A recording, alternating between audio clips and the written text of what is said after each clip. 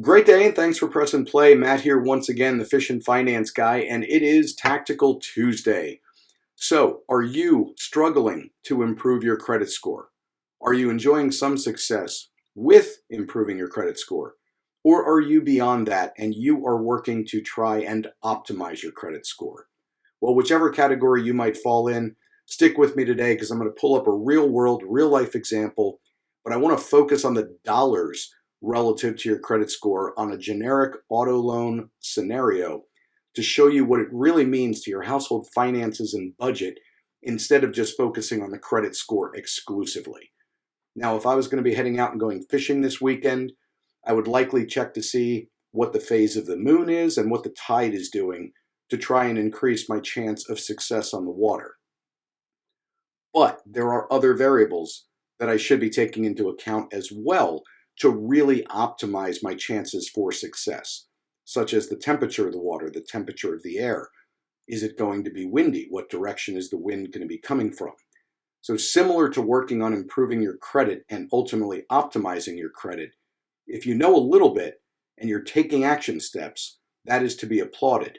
But if you don't know everything that you need to know about how the credit industry operates and strategies and tactics to truly optimize your credit, then feel free to check out my course at lbf101.com if you feel you could use some help. So let's take a look at the numbers on the screen. And I'm using a range here from 650 up to 781 plus. Now, 650 in and of itself is not necessarily a bad credit score.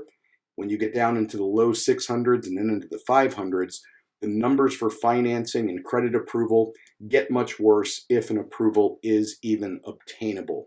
So for the sake of this example, this is some recent data for the month of November 2023 on a $40,000 auto loan for 72 months or 6 years. So if you look at the numbers on the screen, the 650 credit score example is going to see an interest rate of 8.99%. The 750 number, which is considered very good or excellent credit, but it's not quite yet optimized. So you're going to see an improvement to the interest rate dropping down to 6.44. And then when you get into that sweet spot of absolute optimized credit of 781 or higher, you can see the interest rate comes down even further to around 5.07%. But let's look at the real world impact to your household finances and your budget. With the 650 credit score example, the total interest paid over that life of the loan is almost $12,000. Now it gets better at the 750 level, but then at that 781 level, it's only $6,400 and some change, which is almost half of the total interest paid on the 650 example. I hope you found this information useful, eye-opening, and maybe validation to continue with the efforts you're taking to get your credit into the best shape that it can be. Thanks for watching. Make it a great day, and we'll see you again soon.